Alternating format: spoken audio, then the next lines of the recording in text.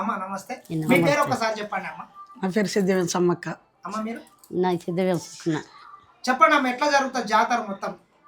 మా కుల పెద్ద మనుషులను తీసుకొస్తాం, పూజలను కూర్చుండే పెడతాం.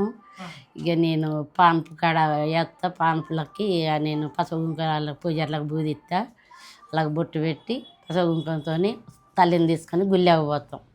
గుళ్ళకి పోయి గుళ్ళ చేసి మళ్ళీ గుళ్ళ నుంచి గెద్దెకి వెళ్తాం మేము.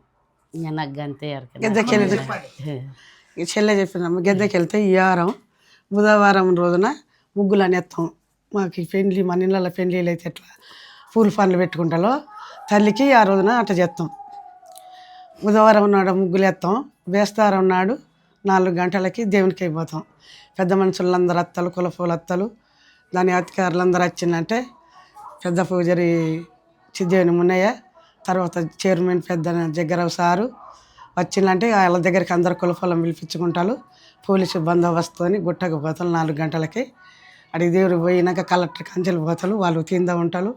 వీళ్ళు పూజారులు అందరూ అక్కడికి పోయి దేవుని తీసుకొస్తానికి ఇద్దరే పోతారు.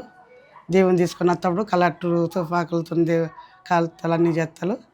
ఇక వచ్చినామంటే ఇక ముందుగాలైతే ఫస్ట్ పోతప్పుడు పొద్దుగాల అనుము తెస్తాం. అనుము ఏంటంటే మన పాలపొరక తెచ్చినట్టు అనుము.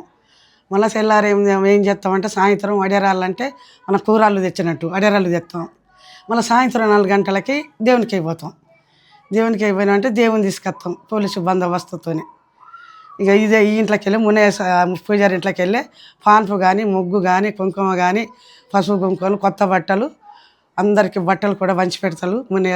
మునయ్య పూజారి, జగ్గరావు పూజారి బట్టలకు అందరికి బట్టలు ఆడబిడ్డలను తీసుకొచ్చి మనం ఎట్లా పెళ్ళికి బట్టలు పెడతామో అందరికీ బట్టలు పెడతాడు కావాల్సిన వాళ్ళకి అందరికీ.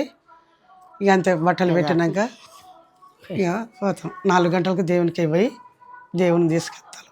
దేవుని తీసుకొస్తాలకే 10-11 గంటల రాత్రి అవుతుంది. అప్పుడు పోలీసు ఫైర్ బాగుంటుంది. సమ్మక్క సారలమ్మలు ఏ గుట్టల నుంచి ఏ దేవత వస్తారమ్మా? ఈ మన చిలకల గట్ట నుంచి సమ్మక్క వస్తుంది. గుళ్ళకి వెళ్ళి సారలమ్మ పగిడిదరాజు, గోవిందరాజు అక్కడ పూనగాల నుంచి పైడిదిరాజు వస్తాడు. కొండాయ నుంచి గోవిందరాజు వస్తాడు. మళ్ళా ఎప్పుడు మళ్ళా శనివారం రోజు అందరు వెళ్ళిపోతారు. అంటే ఇప్పుడు ఎట్లా అయితే తీసుకొస్తారో మళ్ళీ తీసుకుపోయి మళ్ళీ అక్కడ ఎక్కడ ఉన్నదో అక్కడ తల్లిని కూడా అంతే సమావతాలని కూడా శనివారం నాడు మళ్ళీ మేము తెచ్చుకొని మళ్ళీ తీసుకొచ్చే దగ్గర ఏమన్నా అమ్మవారు ఉంటారు కదా, అక్కడ వెళ్ళి తీసుకొస్తారు. అక్కడ ఏమన్నా గుడి కూడా ఉంటదమ్మా? గుడి ఉంటుంది, గుట్ట మీద బంగారు దీనికి ఉంటది మన పసుపు ఆడికి పోగానే మా వాళ్ళకి కనపడుతుంది.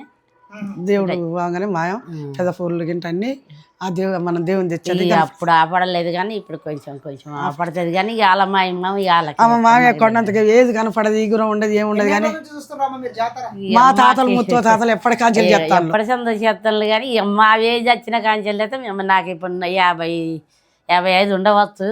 అప్పటి సంది ఇక నేను ఈ ఇంట్లోకి వచ్చిన సంది నేనే పోదిస్తుంది. ఈసారి మొత్తం గుడిలో అన్ని కొత్తగా కట్టింది కదా, ఎట్లా అనిపిస్తుంది? ఈసారి బాగా మంచిగా ఉన్నది. తిరుపతిలో ఉన్నట్టున్నది, బాగున్నది, మంచిగా ఉన్నది. తిరుపతిలో ఉన్నట్టు బాగా నిధులు ఇచ్చారు కదా సీఎం సార్ రేవంత్ రెడ్డికి. ఏం చెప్తారు? సీతాకకి వాళ్ళ పేరు ఉంటది కదా, అంతే వాళ్ళ పేరు ఉంటది. 5 ఏళ్ళ దాకా 5 ఏళ్ళు పచ్చి దిగినా కానీ ఫలానా సార్ మళ్ళీ సారికని మళ్ళీ వాళ్ళకి వెళ్తే వాళ్ళదే పేరు ఉంటది. మాకు ఎప్పుడు వాళ్ళు చచ్చిపోయినా బతికినా ఎప్పుడు వాళ్ళ పేరు వెళ్తారు. సీతక్క చేసింది మంచిగా ఉన్నది, రేవంత్ రెడ్డి చేసింది అనుకుంటాం మేము.